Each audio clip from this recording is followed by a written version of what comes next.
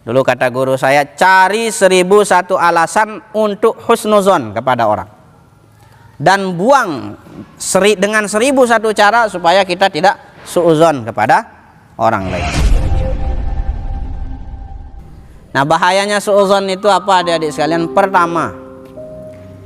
Pertama, ketika kita suuzon kepada orang, mesti di dalam diri kita itu ada pasangan dari suuzon itu. Apa itu? Takabur, sombong, merasa diri lebih baik dan merasa orang lain itu lebih buruk dari kita.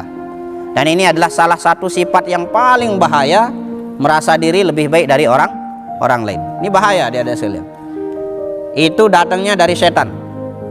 Setan tuh yang gaungkan. Oh, itu lihat tuh, ya. Kamu lebih baik dari dia. Dibisikkan suuzon. Itu bahaya.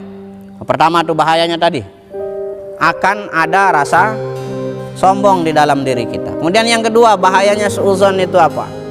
Bahaya yang kedua suuzon itu adalah membuat kita tidak percaya kepada orang. Sulit percaya sama orang. Itu dilihat suuzon tidak percaya, itu dilihat suuzon tidak percaya sama orang.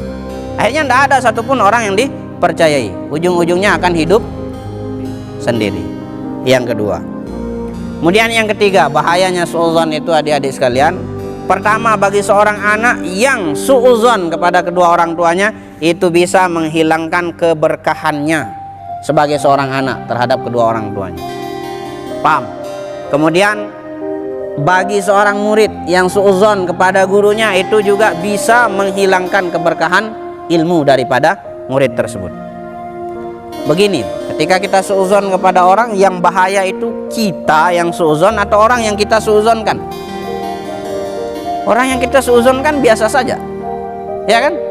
Sementara kita, ya tadi, pertama perasaan kita buruk kepada orang. Yang kedua, selain buruk, merasa apa? Nyakit, sakit terus. Ya, ndak bisa lihat orang bahagia sedikit sudah sakit. Kenapa? Perasaan suuzon tadi.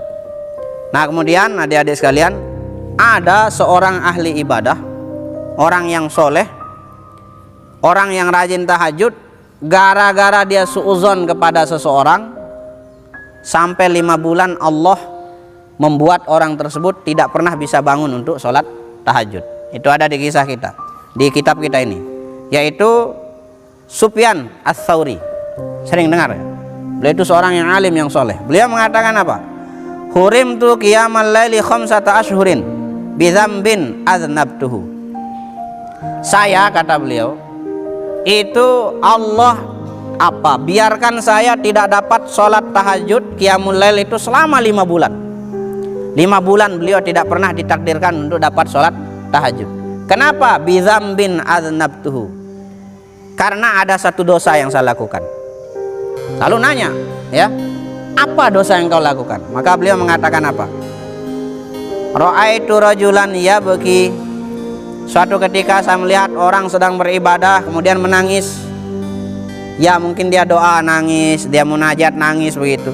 Faqultu fi nafsi, lalu di dalam hati saya mengatakan begini. Hadza mura'in. Oh, manusia ini dia riya. Dalam hati. Dia tidak ungkapkan kalau kamu riya, enggak. Tapi dalam hati dia berprasangka bahwa orang yang menangis itu adalah orang yang riya. Gara-gara beliau mengatakan orang itu riya, cukup di dalam hati mengatakan begitu, apalagi pakai lisan.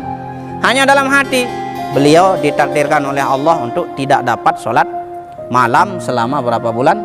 Selama 5 bulan. Itu bahayanya yang namanya suuzon. Nah, maka mari, dulu kata guru saya, cari 1001 alasan untuk husnuzon kepada orang.